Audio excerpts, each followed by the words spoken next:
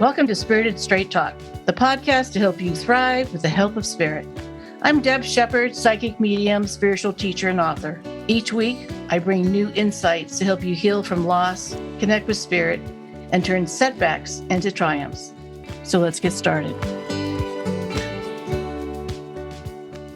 So if you've been listening to our podcast over, the last couple of years or whatever it's been, I'm with Dana. And she's with me again today. And I want to let her know that I love you unconditionally. So we've been together, 7 years? Yes. And when I met you, it was business terms. We knew, but I just thought, wow, she's really beautiful. She's so smart. And all those great things that come to me about the person that you are that I've gone to know. What's interesting is I do love you unconditionally, and I know you love me unconditionally. But people around us don't. And it could be for many reasons. And I wanted to talk a little bit about those things, that there's a definition of unconditional love that I teach that is very different than what people think. And even though you and I are together in same-sex relationship, that is not part of my past, people judge that in so many different ways. Even my brother, with a sense of humor, said, well, are you a lesbian now? And it wasn't judgment. He was just trying to understand it, right? Mm-hmm. But when it comes to us wanting to receive unconditional love, I think we get very confused by the terminology. So you and I love each other unconditionally, not that there aren't things that go on that you put up with me, for sure. And vice versa. But there's people that look at us and go, I want a relationship like yours. And it doesn't mean same sex or things like that. It really means the energy between the two of us and how we try the best we can to support each other, be there, and be okay with the differences of how we both have different ways that we work, how our minds work, what we think is important, and the values. Like you put up with my neurotic, everything has to go into its place. Which is good because it's taking care of my stuff. But it's also realizing that not everyone around you is going to accept that. And that's what we call conditional love. And I've talked about this in the past, and so have you, regarding my parents that will allow me back in their life if I return back to their religion. So they may love me and want good things for me, and they want me to be happy, and they love and adore you. Mm-hmm. However, if I become your sister. Not a sister wife, but a sister in their church. And this is where we talk about conditional love. I'll love you if you do these things.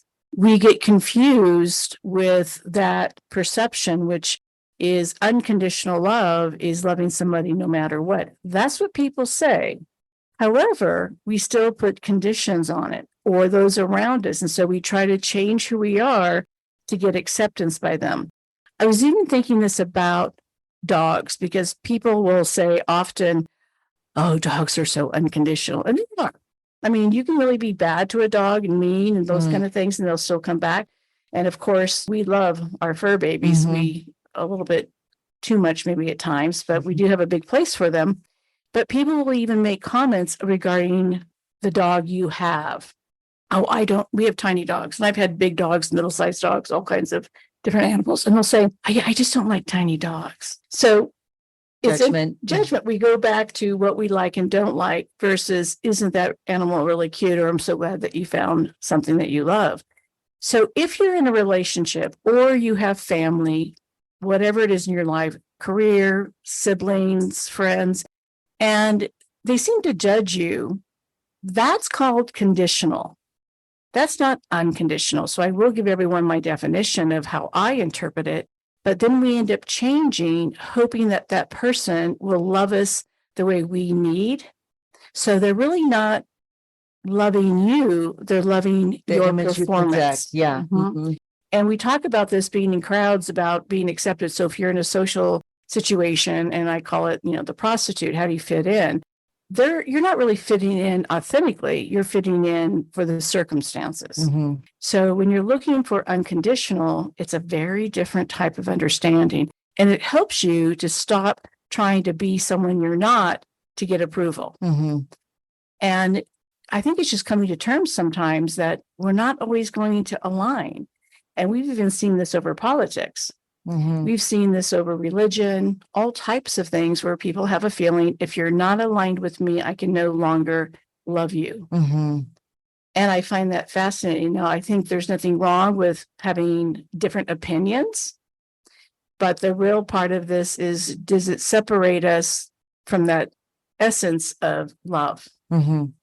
And you and we've joined groups that are like-minded, Yes. and it's very free to say whatever you want, feel like you got that support, you get cheered on, and you feel like you feel that love, like, oh, they get They me. get me. They Mhm. get me. Mhm. So you and I both have had times in our lives where we tried to tolerate a relationship just because we thought, okay, this is what we're supposed to do. Mhm. But bottom line, we get burnt out, we get exhausted, we get tired. We're always the giver. You start getting sick, We've never been through like, that. physically ill from forcing yourself to be in a situation that you're not supposed to be. Because you keep trying to fix it. Mhm. You keep seeing that essence of that person, that what you maybe loved in the beginning or what you see in them.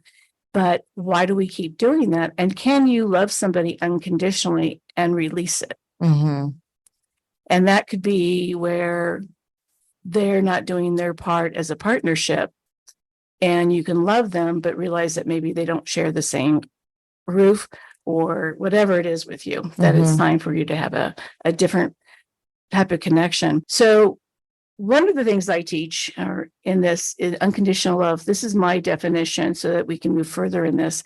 And if you're driving, don't stop, but later on, go back and write this, because this is something really valuable, and it will shift the way you perceive love, yourself, and your relationships. So my definition is being authentic to your soul and receiving love the only way they can give it. And it takes a minute for people to shift that, because what you're really doing is allowing people to judge you or abandon you or not support you, because that's all they're capable of. So it's how you unconditionally love them, but don't change yourself based on what they expect from you. Right. So to accept the judgment, the abandonment, everything they give you, because that's all they can give you. They're only capable That's of it. that. Mhm. When we look at that people are limited, I would love for my parents to be able to say, you don't have to be part of our faith, but let's still have a relationship. I would love that. But in their mind, in their belief, they're not capable of doing that at this Right. point anyway. Right. And so for me, it's accepting that even though it hurts and I miss them and I wish it was different, I know that's all they're capable of. And it helps me with my grief. It helps me to see them in a different way. It also allows me to love myself and not feel that I have to change to be in a life where I feel like I always will be judged, or am always waiting for that feeling of, okay, well, we can't do this anymore. And we've both felt this. Mhm. Yeah, absolutely. And I think you come to a point where you have to create your boundaries with what you're willing to accept Correct. based on how they can only conditionally love you. And And that's the key word, conditional. When they're conditional, remember that's what they're capable of. If you're looking for unconditional, that's not how it works. It's how are you unconditional to them? so they can be conditional to you, but you are making the choice to allow them. And that's the unconditional piece. Right. But also the fine line with that is then how do you become confident with the boundaries you set? And I know that you set boundaries. Mhm. You've recently set boundaries for the first time with them based on the way they were treating you. Mhm. And so how do you become okay with having to set that boundary and still know that's all they're capable of?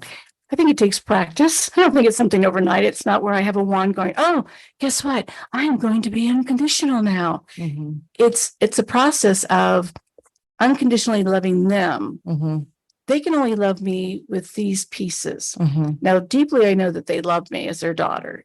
They feel as if, yeah, I'm proud of you in certain ways, or whatever their story is. but they're also creating a boundary that we can't totally accept you unless you fit into our lives. Mhm. Unless you fit into this specific belief system. Yeah, which I do not agree with. It's coming to terms to having your own confidence, finding love in other ways. And I think the biggest thing is loving yourself as well. And people, there's a saying, you can't love anyone else unless you love yourself. I'm not sure I believe that. I think it's a work in progress because we are hard on ourselves throughout life. And that's why I started the podcast about how I unconditionally love you, is because, you do love me. You care about me. You do things. Now, are there times where I'm like, well, wait a minute, why are you saying this? I mean, we go back and forth, but we talk about it. Yeah. And then we come to a place of an agreement to understand each other and support each other, because we are different. People are in a different place. When it comes to people judging you, I don't want to feel that I'm always on eggshells or feeling that I have to perform to be with family or friends or whoever. So I think it's building your own confidence that you're okay with who you are. And I know that's a cliche. People say that, but it's being in your power of, I really am okay. And I don't want to be in that place for you to accept me. If you can't accept me, I'm okay with that. And I don't accept their religion. So how is it any different? The difference is I'm willing to have a relationship with them, even though they have a different belief. That's true. Yeah. I mean, I'm okay. Because you don't agree at all with their belief system. No. And, you made conscious choices to separate yourself from that because you realized how cult-like it was. It is. Yeah. It is. It's an existing religion, but I would still you're willing to accept them. Yeah. I'm like, I'm okay loving you. If you want to do that, that's fine. That's I'm your okay. choice. Yeah. I'll love you if that's what you love. And they come back with, we can't have you in our lives if you don't believe the way we believe. And you have to believe this way, or else we can't be connected with you. Right. Which when you say that out loud is like, what? But I think it's fear-based for most people. And that's where I see if people feel like they can't be with others that are different than them, it's fear-based. Like it's a virus, you're going to catch it or something. Which has infiltrated our political system 100%. and divided us tremendously because of that. Correct. Is if you have a different opinion, you're not a part of my world. Right. And we've been the victims, turned myself into a victim, but of people ending relationships for that reason, because we don't believe the way they believe, and we're not going to, and that's okay. What I find it fascinating is we are willing to be in a relationship with them, even though there's big differences. It's just, we may put, like you said, those boundaries, like these are not topics on the table. Let's have it differently. But for others, they don't want to have the boundaries. They basically say, we're not aligned in this one area of our life, so we disconnect. Yeah. And again, this is where we get confused with unconditional love, support, connection, those type of things. So if you feel like you're on the outside of perhaps your family, I hear this all the time. You and I have been on the outside of our families. Oh yeah. We call it the black sheep. And I just put myself there now. I'm like, and we look good in black. I'm comfortable with it now. I don't like being like all the rest. What about all of these kids that are disconnecting from their parents right now? Big thing. This is like such a big deal right now for so many people that come to see you. Right. I don't know if it's just because that's what the world is going through, or that's because it's, that collective being drawn to you.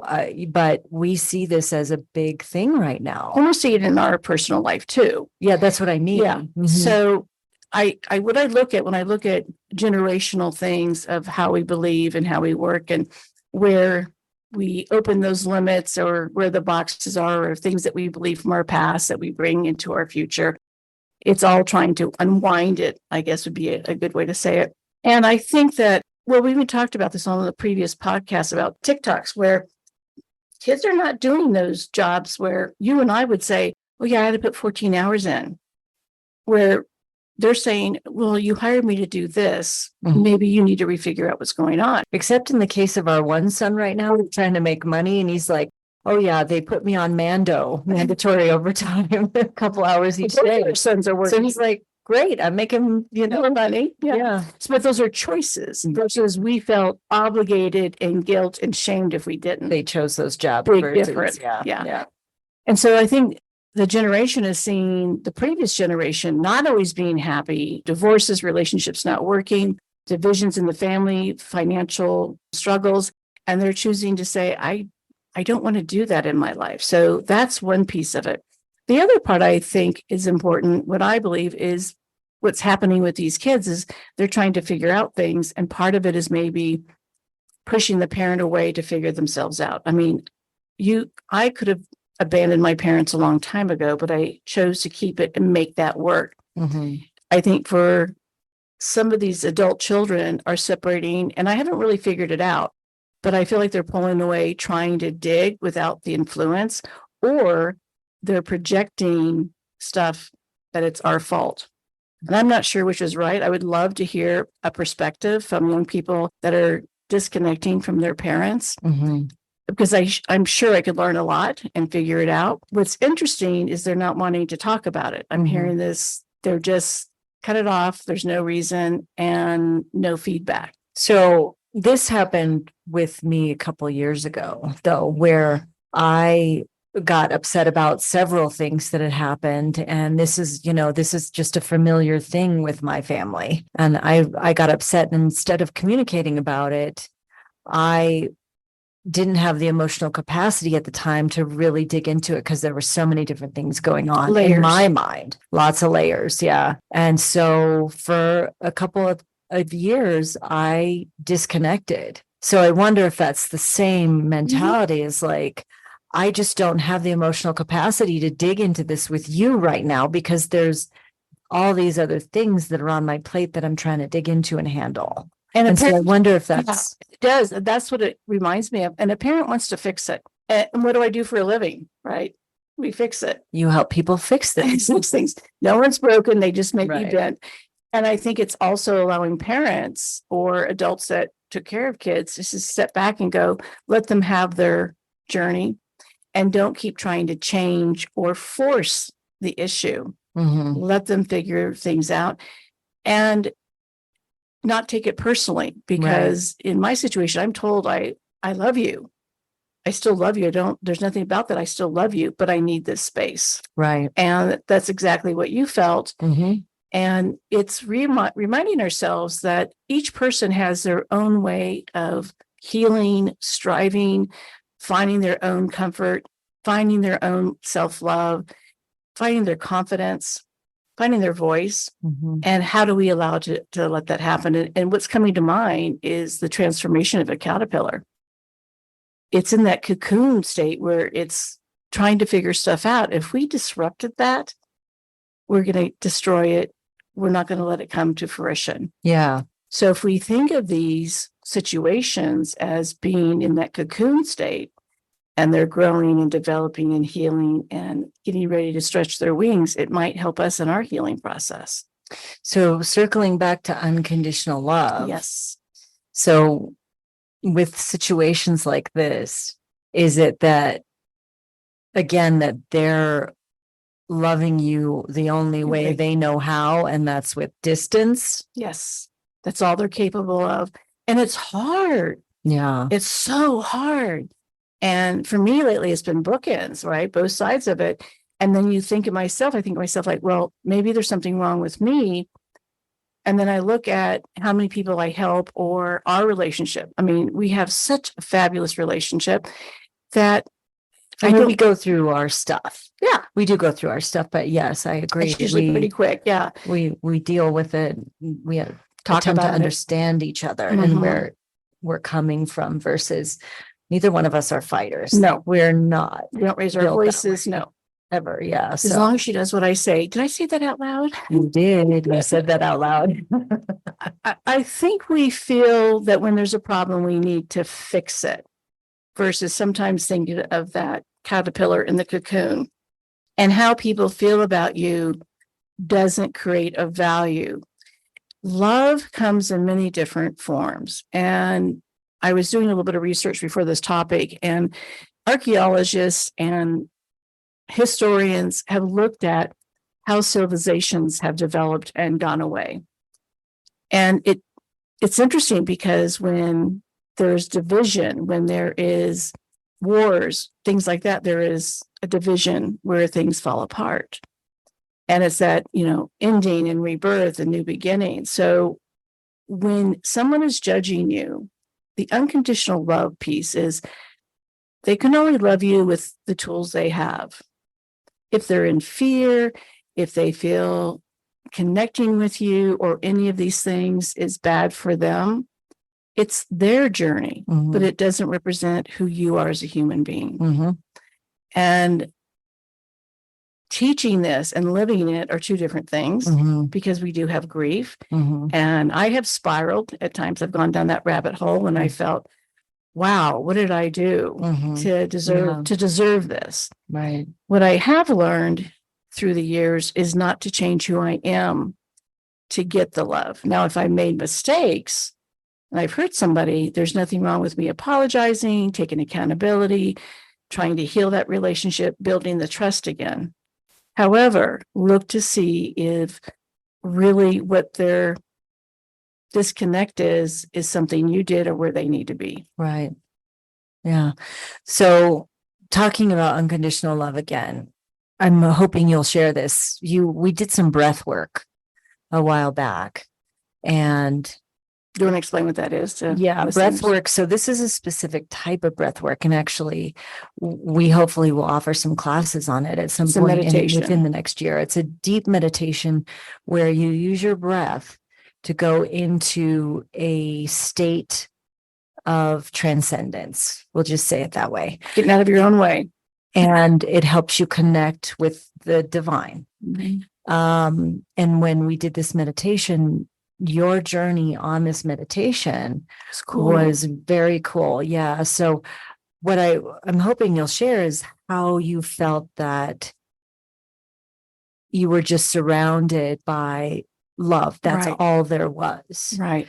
But yeah, share that story. So doing meditations over 2 decades in different ways, I basically went into this meditation and breath work relatively quickly, which I was glad because otherwise I'd have that monkey brain going on. Right? Monkey mind.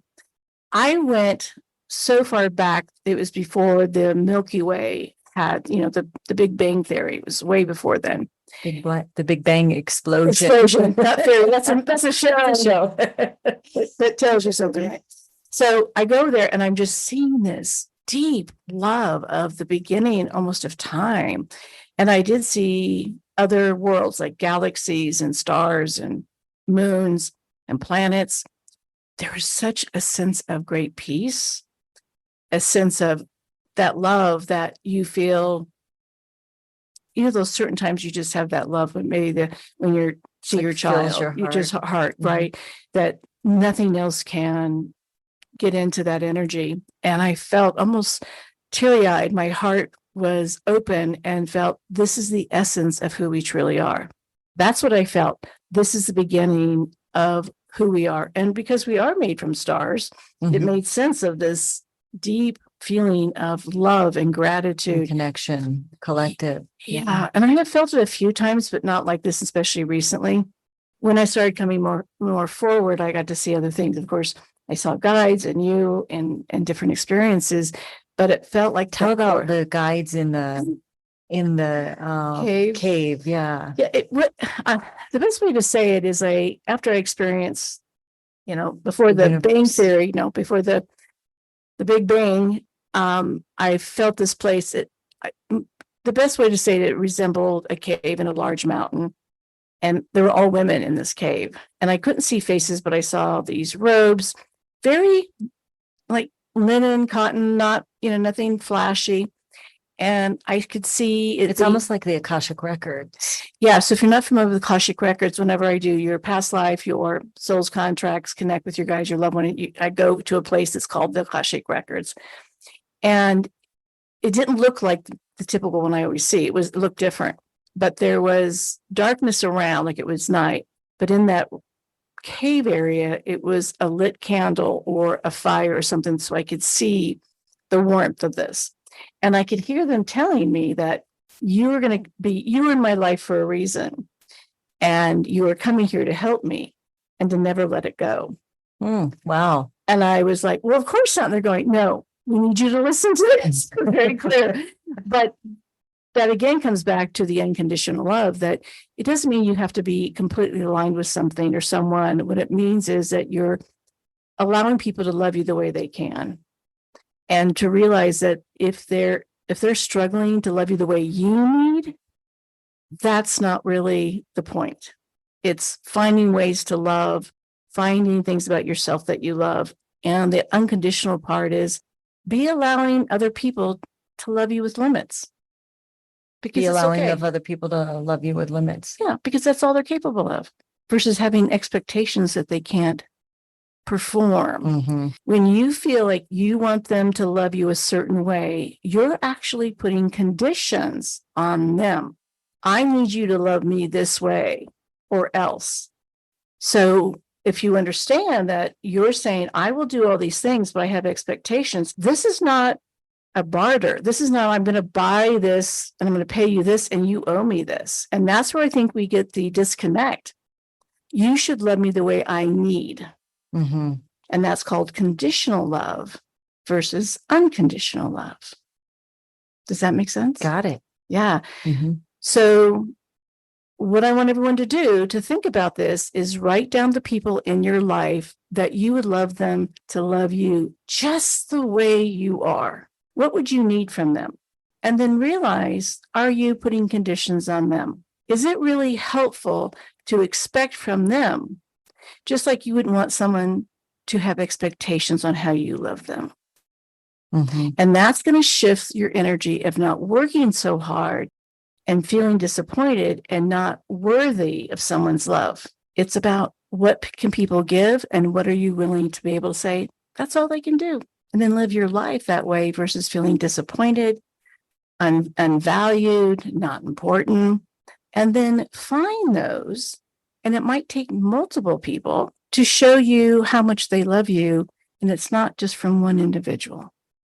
It may be from multiple. And that's how you're going to find peace, serenity, and love, and all those things that we're all looking for on this planet. Thank you for joining us once again on Spirited Straight Talk. Thank you for listening to today's episode. I hope it inspired you. If you enjoyed our conversation, make sure you subscribe so that you get notified of new episodes. And let's get connected. Visit debshepard.com for more insights, support, workshops, and a book a session with me. And finally, always remember, your loved ones in spirit are just a thought away. Even though they're on the other side, they're always by your side.